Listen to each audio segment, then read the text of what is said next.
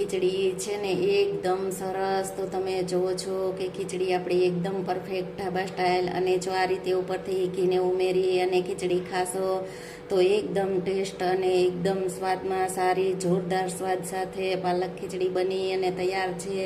હાલો friend, તો તમારું સ્વાગત છે મારા રસોડામાં. તો આજે હું તમારી સાથે શેર કરીશ પાલક ખીચડીની રેસીપી.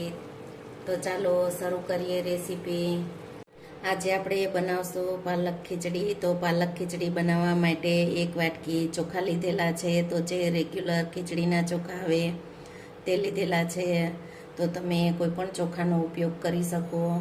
અડધી વાટકી ફોતરાવાળી મગની દાળ લીધેલી છે. તો તેની જગ્યાએ તમે ફોતરા વગરની દાળનો પણ ઉપયોગ કરી શકો.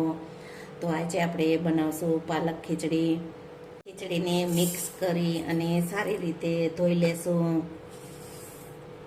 તો આ ખીચડીમાં તમે ચણાની દાળ, તુવેરની દાળ, અડદની દાળ, મસૂરની દાળ, તો તમે કોઈ પણ દાળનો ઉપયોગ કરી શકો. ખીચડીને આપણે 2 થી 3 પાણીએ સારી રીતે ધોઈ લેશું.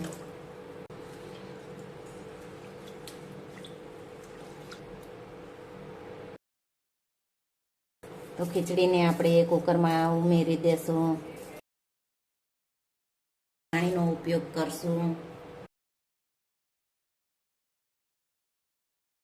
તો આપણે 4 વાટકી પાણીનો ઉપયોગ કરશું. સ્વાદ પ્રમાણે મીઠું ઉમેરશું. અડધી ચમચી હળદર પાવડર, 1 ચમચી ઘીનો ઉપયોગ કરશું. તો ખીચડી બાફવામાં આપણે ઘીનો ઉપયોગ કરશું, તેથી ખીચડીનો ટેસ્ટ એકદમ સારો અને સ્વાદમાં પણ સારી બનશે. આપણે કુકરનું ઢાંકણ બંધ કરી અને ખીચડીને 4 વિસલ કરી લેશું. તો પાલક ખીચડી બનાવવા માટે આપણે 250 ગ્રામ પાલક લીધી છે. તો પાલકને આપણે સારી રીતે ધોઈ લીધી છે. તો તમે જુઓ છો થોડા લીલા ધાણા લીધેલા છે. તો આપણે પાલકની પ્યોરી તૈયાર કરી લેશું. પાલકને બાફા વગર જ આપણે તેની પ્યોરી તૈયાર કરશું. આપણે પહેલાં પાલકની પ્યોરી તૈયાર કરી લેશું.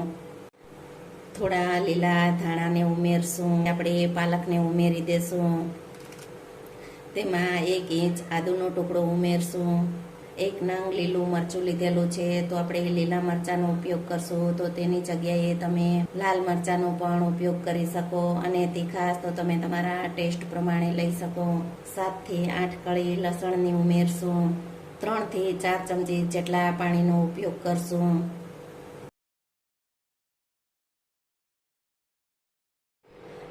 તો આપણે પાછી પાલક આ રીતે પીસી અને ઉપયોગ કરી શકો. અને તમે પાલકને બાફી અને તેની પ્યોરી બનાવી અને તે રીતે પણ તમે તેનો ઉપયોગ કરી શકો છો.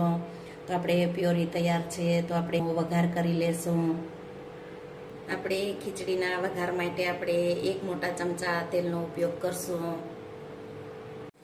તેલ ગરમ થઈ જાય એટલે તેમાં આપણે 1 તમાલપત્ર અને 2 સૂકા લાલ મરચાંને ઉમેરી દેશું. 1 ચપટી હિંગ ઉમેરશું. 1 ચપટી હળદર ઉમેરશું.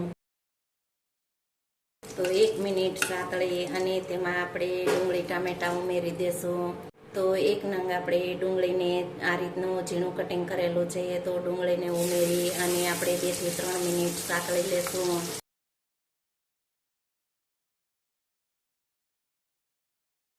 3 મિનિટ થઈ જાય એટલે કટિંગ કરેલ ટામેટાને ઉમેરી દેશું. જો તમારે ડુંગળીનો ઉપયોગ ન કરવો હોય તો તમે ટામેટાનો પણ ઉપયોગ કરી શકો.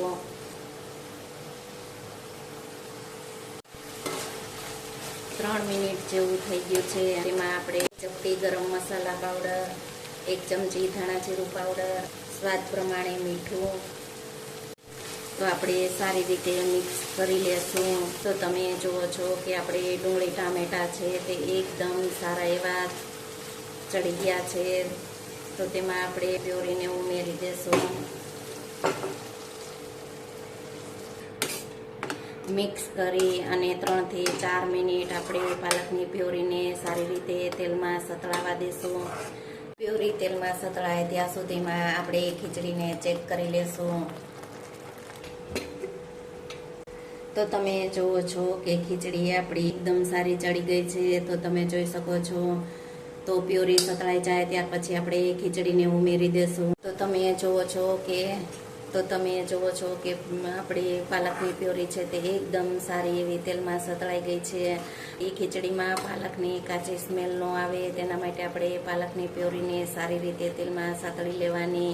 તો આ રીતે ઉપરથી તેલ છૂટું પડી જાય તે રીતે આપણે પાલકની પ્યોરીને સાતળી અને પછી એમાં આપણે 1 કપ જેટલું પાણી ઉમેરશું.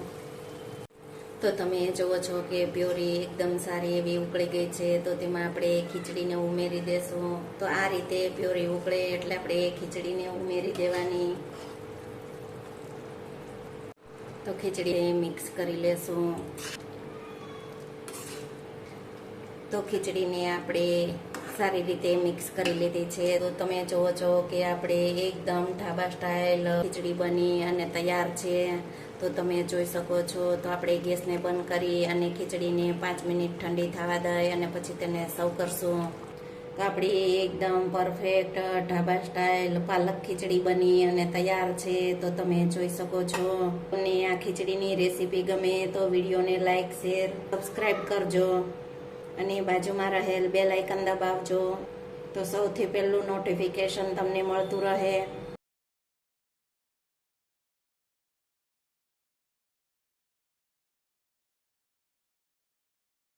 ખીચડીનો ટેસ્ટ એકદમ સારો અને ઢાબા સ્ટાઇલ ખીચડી એકદમ પરફેક્ટ રીતે બની અને તૈયાર છે. તો તમે જોઈ શકો છો.